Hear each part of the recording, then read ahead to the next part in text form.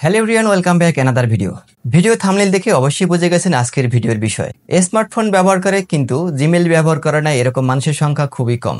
আর অনেক মানুষের জিমেল নিজের অজান্তেই স্টোরেজ ফুল হয়ে যায়, আর যে কারণে কোনো গুরুত্বপূর্ণ মেইল আসতে পারে না। তাই স্টোরেজ ফুল হয়ে গেলে কিভাবে ক্লিন করবেন আমি খুব সহজেই এই ভিডিওতে দেখিয়ে দেবো। তাই ভিডিওটি না টেনে খুব গুরুত্ব সহকারে দেখবেন। আর ভিডিওর প্রত্যেকটা বিষয় খুবই গুরুত্বপূর্ণ, তাই কোনো কিছু স্কিপ করবেন না। স্কিপ করলে হয়তো সমস্যাটি সমাধান করতে পারবেন না। আজকে আমি আপনাদেরকে চ্যানেল সাবস্ক্রাইব করতে বলবো না, কারণ ভিডিও ভালো লাগলে অবশ্যই আপনারা সাবস্ক্রাইব করে দেবেন। তো কথা না বাড়িয়ে মূল ভিডিও শুরু করি। Let's get started. প্রথমে চলে আসলাম আমরা আমাদের মোবাইল স্ক্রিনে, আর মোবাইল স্ক্রিন থেকে আমাদের জিমেলে প্রবেশ করব। জিমেলে প্রবেশ করার পরে আমরা এখানে উপরে দেখতে পাচ্ছি আমাদের জিমেলে স্টোরেজ ফুল, এই জন্য একটু উপরে রেড মার্কের ভিতরে একটি নোটিফিকেশন শো করতেছে, যে কারণে আমাদের কোনো মেইল আসতেছে না এবং আর কোনো মেইল সেন্ড হচ্ছে না। তো আমরা এখান থেকে আমরা আমাদের জিমেলে স্টোরেজ ফাঁকা করব, এই জন্য আমরা আমাদের জিমেল আইকন এখানে উপরে ক্লিক করব। ক্লিক করার পরে আমরা এখানে আমাদের জিমেল স্টোরেজ দেখতে পাবো। এখানে আমাদের 15 জিবির ভিতরে 15 জিবি অলরেডি ইউজড। তো আমরা এখানে আমরা ম্যানেজ স্টোরে এখানে ক্লিক করব। ক্লিক করার পরে এটি স্ক্রল ডাউন করে নিচের দিকে আসবো। আমরা এখানে দেখতে পাবো গুগল ফটোস এখানে 13 জিবির বেশি এখানে জায়গা খেয়েছে। তারপর জিমেলে 997.46 এমবি, আর গুগল ড্রাইভে 720.36 এমবি জায়গা খেয়েছে। তো আমার এখানে সবচেয়ে বেশি জায়গা খেয়েছে গুগল ফটোজে। তো আমরা এখান থেকে যতটা সম্ভব ডিলিট করে আমাদের স্পেস ফাঁকা করব। তো ক্লিন আপ স্পেসে ক্লিক করবো। এখান থেকে নিচে আমাদের এখান থেকে ক্লিন আপ সাজেস্ট আইটেম, কিছু আইটেম ডিলিট করার জন্য এখান থেকে অটোমেটিকলি সাজেস্ট করতেছে। আমরা এখান থেকে দেখি কি কি ডিলিট করা যায়। সাজেস্ট করলেই তো হবে না, এখান থেকে আমাদের কোনটা ডিলিট করার মতো আছে এটা আগে দেখে আমাদের তারপর ডিলিট করতে হবে। তো আমরা এখান থেকে দেখি কি ডিলিট করা যায়।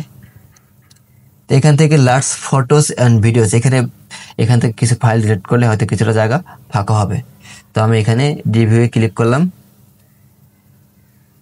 রিভিউ ক্লিক করার পরে আমরা এখান থেকে আমাদের কিছু ফাইল ডিলিট করতে, যেগুলো আমাদের অপ্রয়োজনীয় ফাইল, যেগুলো আসলে মোটেও প্রয়োজন নেই। তো আমি এখান থেকে মার্ক করে নিচ্ছি। অনেকগুলোই মার্ক হলো। এখান থেকে আমার যেটা অপ্রয়োজনীয় আমি ডিলিট করবো, আর যেটা প্রয়োজনীয় এটা আমি আনমার্ক করে দেব। মোটামুটি আমার অপ্রয়োজনীয় ফাইলগুলো আমি মার্ক করে নিয়েছি। এখান থেকে আমি ডিলিটে ক্লিক করে আমি এটি ডিলিট করে দেব।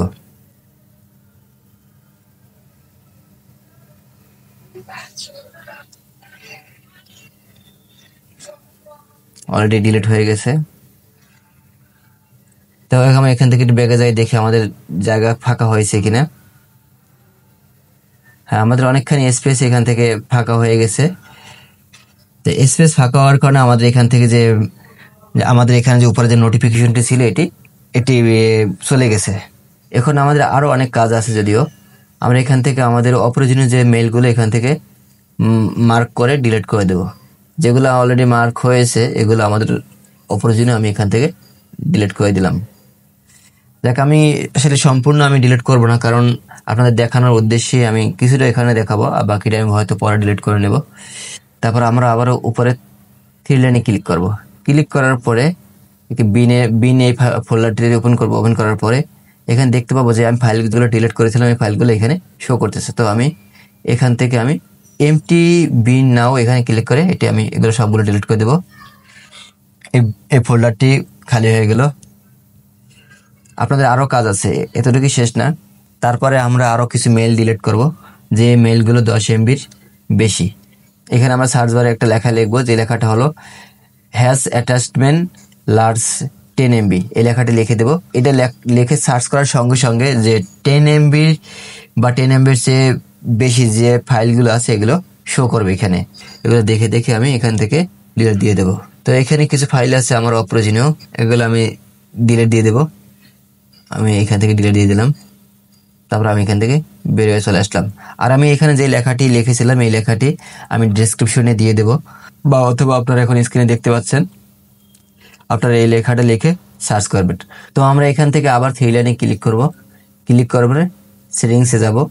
সেটিংসে আসার পরে এখান থেকে আমরা এখানে দেখতে পাবো ইনবক্স ক্যাটাগরিজ, এখানে ক্লিক করব। প্রমোশন এই অপশনটি আমরা বন্ধ করে দেব। তো এখান থেকে আমরা ব্যাকে চলে গেলাম। তারপরে এখান থেকে বের হয়ে আমাদের আরও কাজ আছে। ফটোসে আসবো, ফটোস ফাইলে আসবো। আসার পরে এখান থেকে আমরা আমাদের জিমেল আইকনে ক্লিক করব। ক্লিক করার পরে ব্যাকআপে ক্লিক করব। ক্লিক করার পরে এখানে থ্রি ডটে ক্লিক করে ব্যাকআপ সেটিংস এখানে যাব। এখানে যাওয়ার পরে আমাদের এই ব্যাকআপ অপশনটি বন্ধ করে দিতে হবে। তো জিমেল স্টোরেজ ফুল হয়ে গেলে আপনারা আপনাদের জিমেল স্টোরেজ এভাবেই ফাঁকা করবেন। আর ভিডিওটি ভালো লাগলে অবশ্যই লাইক, কমেন্ট, শেয়ার দিয়ে আমাদের পাশেই থাকবেন। Thank you so much for watching this video. Till then take care, bye by.